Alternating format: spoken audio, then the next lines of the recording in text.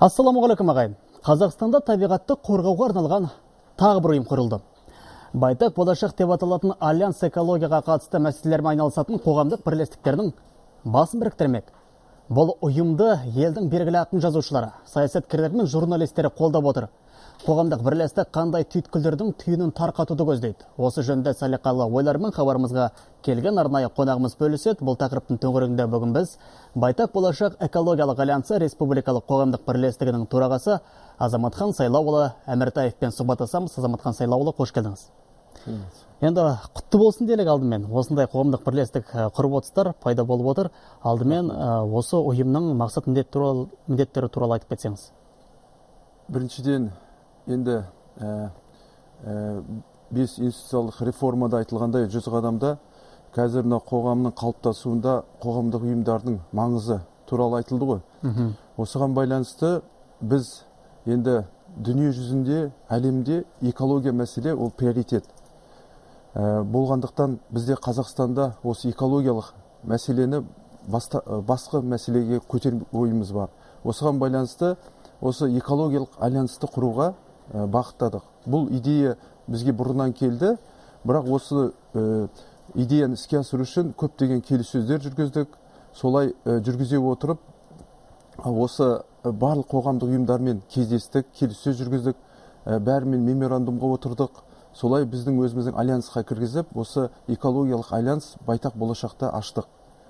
Мақсатымыз мемлекеттің жасыл экономика бағдарламасын қолдау, сол бағытта жұмыс жасау.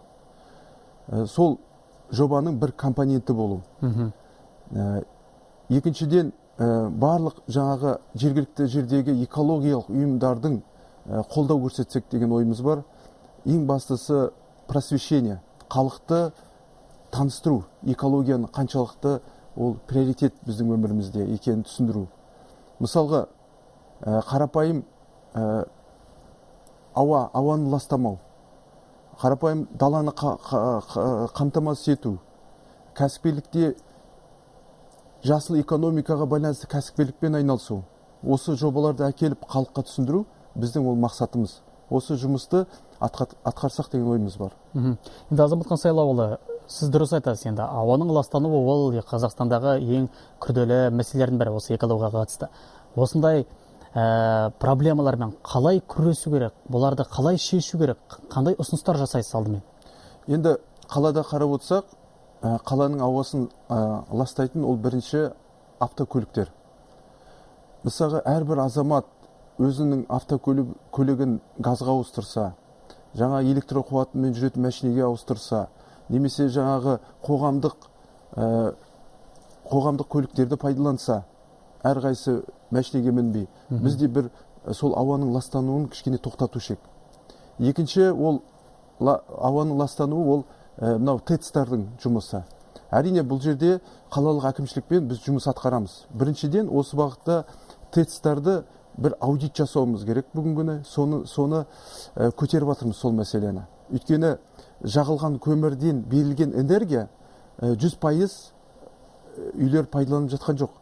50-60% ғана. Көбісі ауаға кетіп жатыр. Осыны азайтса, ода көмірді жағуды азаюшы еді. Осы мәселені қосып отырмыз. Үшінші, ол жекеменшік үйлер көмір жағады. Мысалға, Алматы қаласында 31 мың үй газға қосылмапты әлі. Бірақ елбасшының тапсырмасы болған газификация жасау. Газдар, магистралдар жүргізілген, бірақ әр үйге қосылмады.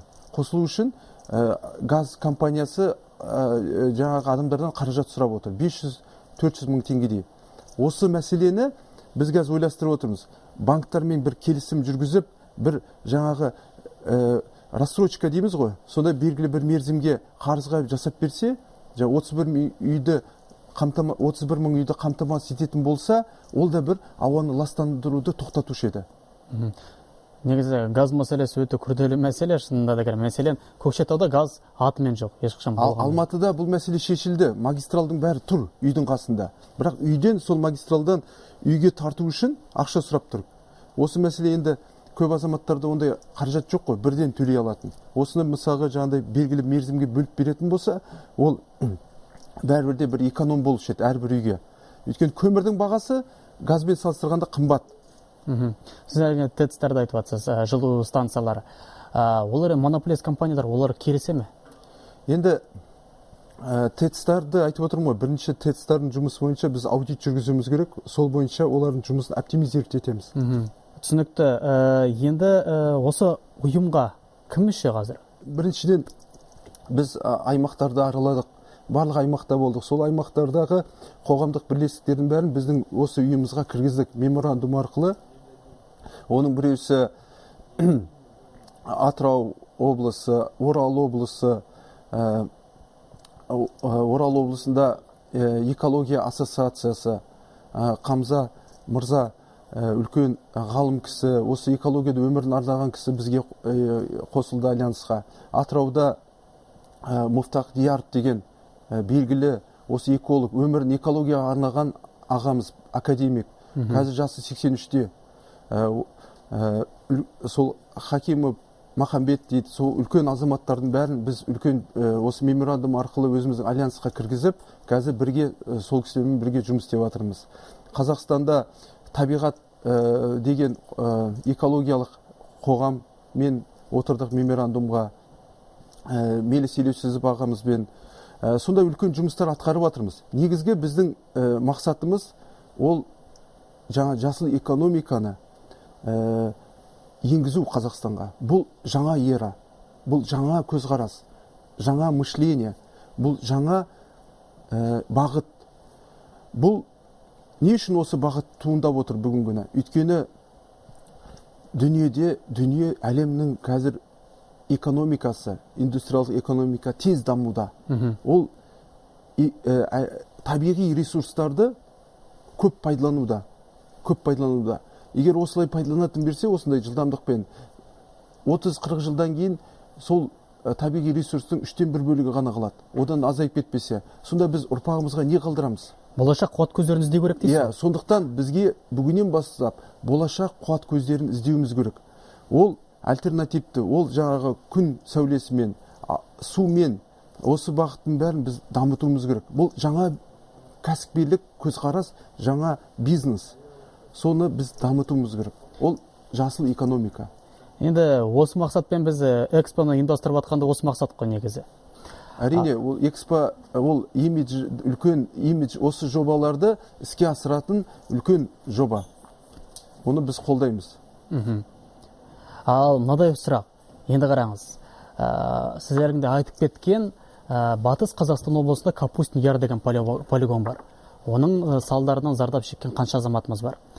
Одан басқа Семей полигоны бар. Одан 1,5 миллион қазақстандық зардап шекті. Соның салдары бүгінде сезіліп жатыр. Осы азаматтарға жәрдемақы беру жөнінде сіздің ұйым айналыса ма? Осындай көмек көрсете ме? Енді бұл жерде шындықты айту керек. Мемлекет бұл мәселені кеңес одағында болған оқиғалардың бәрін қолға алып, бүгінгі күні бақылап отыр, жәрдем көмек беріп отыр оларға. Әрине, біздің мақсат сол ұйымдарға көмек беру, қолдау. Қолдау жұмысы ол жаңағы, мысалға мен Семейде болдым, жаңа экологиялық үлкен бір проблема туындай деп тұр. Ол ертіс. Жаңағы ертіске келіп тұрған канализационный мәселелер қазір жарылса, ол үлкен шығынға келеді бүгінгі күні. Осы мәселе сияқты мәселелерді біз қазір алдын ала шешетін болсақ, ол ертең үлкен мәселеге келмейді. Осындай бізде проблемалар жеткілікті.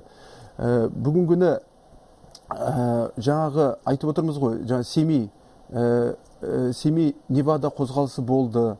Ол қызметін атқарды. Қазақстан ең бірінші болып дүниеде тарихта қалды. Ядро сынақтарын тоқтатты. Елбасымыз осы іспен дүниеде үлкен белді азамат болады.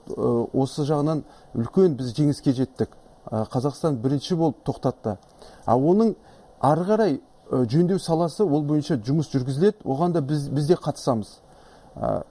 Ал одан басқа айта берсек, басқа да мәселелер бар. Мысалға жаңа айтып ауа дедік. Екінші мынау біздің фермерлеріміз бүгін пестицидті пайдаланып отыр ғой. Химиялық пестицидтерді пайдаланып жатыр. Бірақ дұрыс техника безопасностьті қамтамасыз етпей отыр. Ол да үлкен проблема. Бүгінгі күні әлемде ақшта натуралды биопестицидтар шықты. Не үшін біз соны пайдаланбасқа? Біз Қытайдан келген жаңа химиялық пестицидтарды пайдаланамыз. Ол да біздің үлкен мәселе. Осындай мәселелермен біз айналысуымыз керек.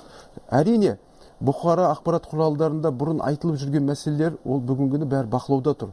Ал көп мәселе айтылмай тұр. Сол мәселелерді зерттеп біз тауып, соны шығаруымыз керек. Сол мәселелермен айналысуымыз керек. Мысалға, бүгінгі күні Қазақстанда қоқыс мәселесі, қоқысты қайта өндіру. Осыны қанша рет жасамақшы болды, бірақ еш жерде дұрыс іске аспады. Мен де біраз естігем, қоқысты қайта өндіру керек, өндіремізде сонда бір ұсыныстар, жобалар ұсынған секілді еді ғой. Осы Астананың өзінде. Астанада осында 2009 жылы Алматыда үлкен завод салынды $40 миллион. Ол завод бүгінгі күні жұмыс істемей тұр. Себебі технологический процесс түгел бір тізбекпен жасалған жоқ. Әр нені бөліп салу бір бөлек, оны жеткізуіміз керек. Жаңағы қайта өңдейтін заводқа. Одан кейін оны шикізат ретінде ұсынуымыз керек. Соның бәрі ол үлкен кәсіпкерлік, бір экономиканы қажет ететін, кәсіпкерлік білімді істі қажет ететін бұл экономика. Сондықтан бұл жерде біз дайын болуымыз керек. Бұл істі бастауымыз керек. Ал тағы да халықты алаңдатқан және алаңдататын гептил мәселесі бар. Осы жөнінде қандай да ұсыныстар жасайсыздар ма? Осы жұмыстың төңірегінде қандай істер атқарылады?